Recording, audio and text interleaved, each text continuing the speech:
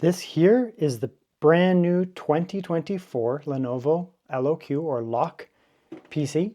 I picked this up pretty close to launch. It actually wasn't available on the website recently, but I picked it up to do a review. Last year, I did the previous model. Basically, this comes in two different variants in terms of names. There's the LOQ or LOQ, but they also call them Idea Center Gaming. Looked at it in depth. I actually got rid of that. I decided to pick one up locally so I could do a little bit of a comparison. This video here is actually a review of the 2024 model, but I decided, I might as well do a little bit of a comparison between them. Lenovo themselves have the Lenovo Legion, which are really, kind of, I would call them kind of really upper end in terms of gaming pre-builts, very budget. This thing cost me, I think it was $1,000 Canadian, and there were some discounts on that. So I think I actually paid it might have been like $850 or $900. Yeah, they're not very expensive.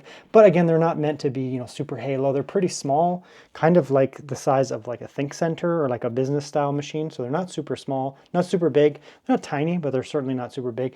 They don't have a ton of depth here, so you're not going to be able to get in a really long GPU. Typically they use a single fan or even dual fan, but definitely the shorter style there. You have a power supply and fan on these here. Nothing hardcore. CPU there, it's basic I/O on the motherboard, nothing crazy, right? Again, it's fairly budget, right? Okay, so I'm gonna really break down the interior because I've seen some reviews of these, and typically they don't, seen some reviews of different, pre-built desktops, and a lot of times they don't spend enough time showing the internals, which is important. So you get a crossbar here. This does come out. You basically just tilt it. I can't remember which way, but I think it's that way. It'll come out and you can pull it right out. That way you can get, a bigger cooler in there. For example, there's a GPU bracket. These are pretty common. Basically just press that button there and then they come out. It helps with shipping. This is a 1 fan, but they do have a 2 fan model. I guess you could use it if you want. Power supply down here. It's a 500 watt power supply. It's actually better than I thought. For 4060 and the CPU in here, that's actually, to be honest, that's more than enough. You could probably do like a 4070 on this, no problem. So that's neat. You actually get a lot of overhead on that GPU because on that power supply, there's no way the 4060 here and the 14400F is going to use 500 watts, not even close, no chance. So if you wanted to throw in a 4070, it would work actually, so that's interesting. You do get a hard drive caddy down here, so you can put in a 2.5 inch hard drive, very nice. I guess you could mount something on top. There's kind of an empty spot there. You could put an SSD on top there too, if you wanted. That's looking pretty good. You can see here that we do get a single fan intake there.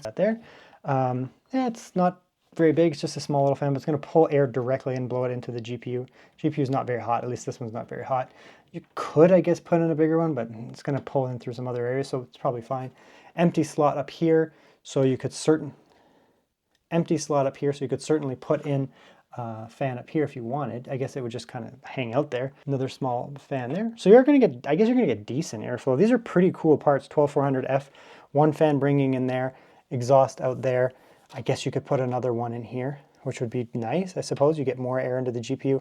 It'll keep the CPU cool. It's not a super hot running CPU, but we'll just kind of see how much room we have here, generally speaking. So in terms of depth, we'll just measure to here because that panel just basically slaps on there. So basically go like that. So in terms of the height, you're basically going to get 15 or so, a little over 15 or so centimeters. I guess you could technically, that's to the motherboard, right? And about 6 inches or so. That's to the motherboard itself, right? If you take a little bit off of the chip, that's going to be how high it is. So that's the height of what you're going to be able to put in there. Definitely not going to put in some behemoth, but you could put in a low profile Noctua. Just clear it from this GPU, from this fan here. So let's go like that. And then basically to the RAM, you have another 6 or so. It'll be a little snug on top of the RAM, so you have to be careful with that, but this is definitely off-centered. So you could put in a low profile, beefier cooler in here.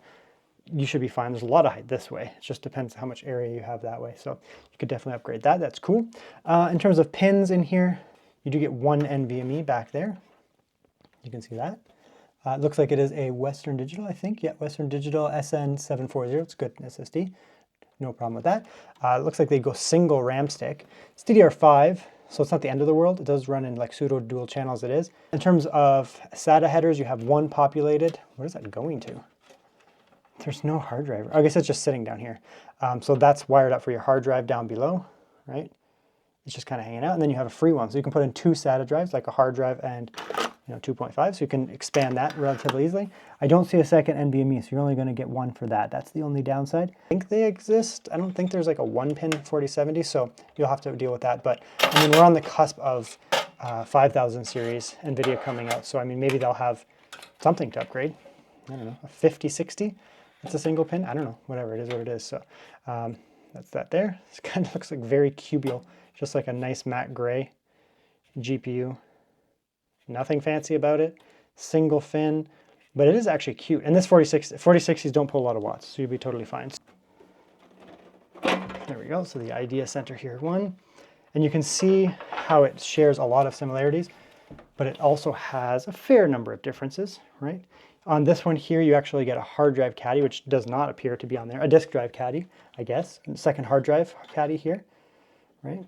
So you can put a second hard drive in, 1, 2. I guess they took it out because nobody cared. This one didn't come with one. I guess just nobody cares. So, I mean, you could technically put the one down here, same thing, same thing. I think you slide it this way, yeah, like that there. And then it kind of comes out, this thing goes in the way, yeah, remember that. Comes out just a hard drive caddy. It is, I mean, it's cool if it was in there, I guess. You could have a second hard drive. Maybe it saves them some money because people weren't using it. Otherwise, they're basically very similar. The interesting thing is this one has like slots wired on the motherboard, like actual ball grid BGA kind of things, but there's no actual slots for them. So, 2 sticks there, 2 not wired. The NVMe has moved. So over here, right, it's shifted. That NVMe is there. It's gone there.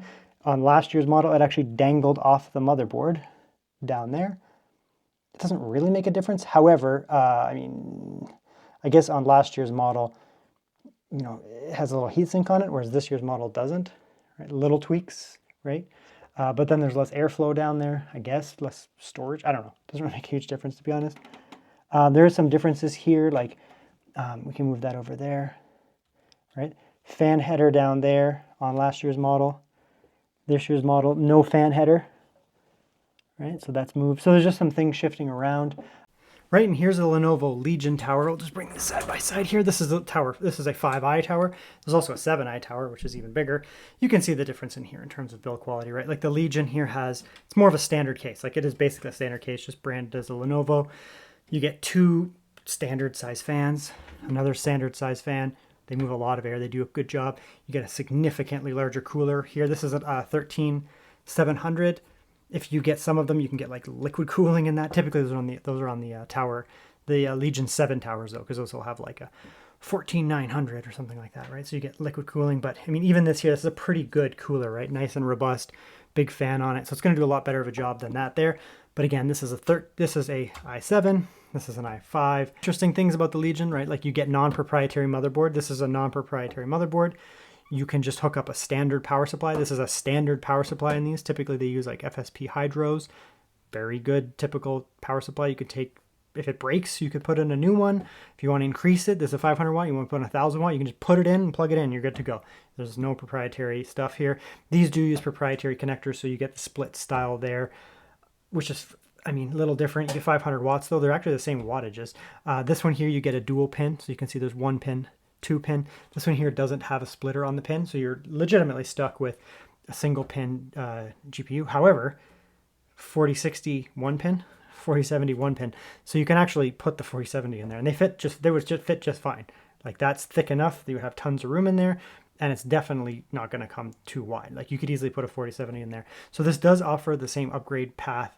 It does offer an upgrade path to almost get to these type specs here, right? You could put in a 4070 here, no problem. You could put in a 13700. You'd want to beef up that cooler, right? It is a standard like stock cooler, so as long as you can fit it in there, you'd be fine. But the cooling on these is going to be more robust.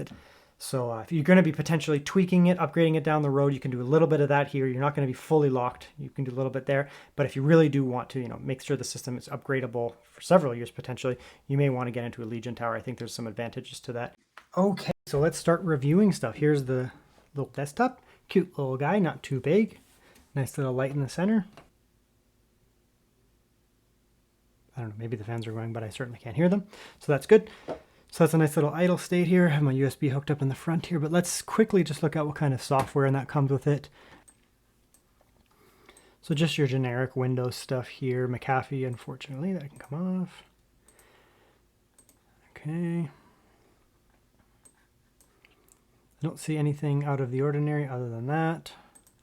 Pretty typical software on a Lenovo system. You get access to your warranty information in here. We have balance, we have modes here. It's weird.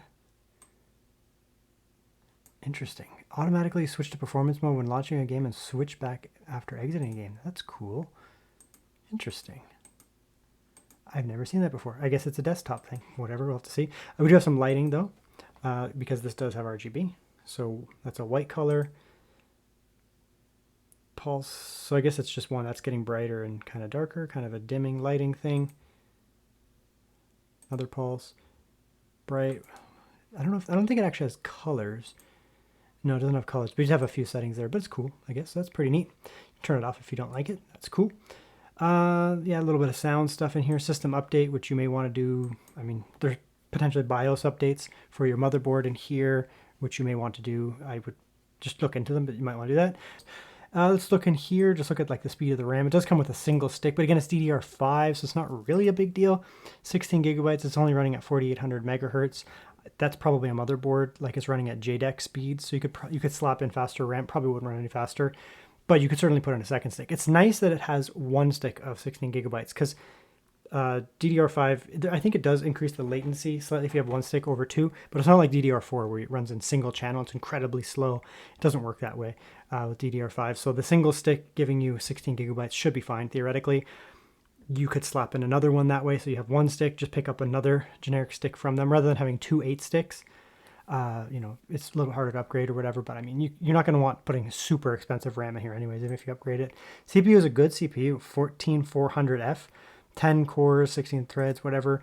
But the 14th, the 12400, the 13400, and now the 14400, they're really good CPUs. Wi-Fi is Wi-Fi 6 Realtek.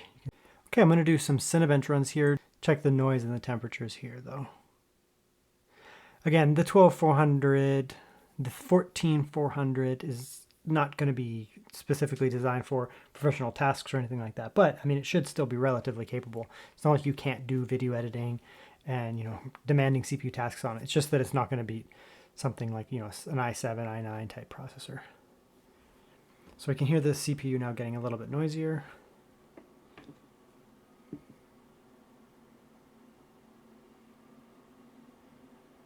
You could add a better fan to this. This just uses, you know, a stock Intel one. You'd have to probably get a relatively low profile one, but you certainly could. But temperatures here are totally fine. You can see it's not really getting that hot. Peaking at, you know, 83 per second, but we're at 75 and 78 and 79. So no issues there. It's obviously pulling enough air through the system to not have issues. It's not a super hot chip as it is, the 14400. Scores are pretty good. 15,000. I mean, that's good, right? If you're getting into like a reasonably decent laptop, but I'd consider that pretty good. Like, I edit on a machine that probably does, you know, on a laptop that probably pulls around somewhere around this, right? Like maybe mine's probably 16 or 17,000 or something like that. But I mean, realistically, it's good scores, right? Okay, so you can see here, there's no kill switch on that power, so I'm just going to pull that out. You can see here there is a second slot for a fan right there. There is another fan header. So if you want, you could put another fan. I don't see a third one, so you're going to be limited to that one extra. But I mean, you have decent expandability. You have an extra SATA. There's a hard drive down here that I don't have in. So you can put in a hard drive. You could technically put another SSD in there. So you can get a decent amount of storage here, right? You get the NVMe and 2 SATA drives. That's going to be decent for such a small system, to be honest. Okay, we're back. I've just kind of run around a little bit here. Let's see where we're at for temperatures here. So it's not bad. The average here, 83 is the thermal limit. Hotspot temperature 86, and we're sitting at 72 just for like the general GPU. So I mean, it could be cooler, but it's not the end of the world. I mean, it's not a big deal, to be honest. It's just a 4060. I guess down the road, say you slapped in a 4070, which you could. A 4070 would work in the system here. I mean, we're only getting that single fan there. It's a relatively small fan down below.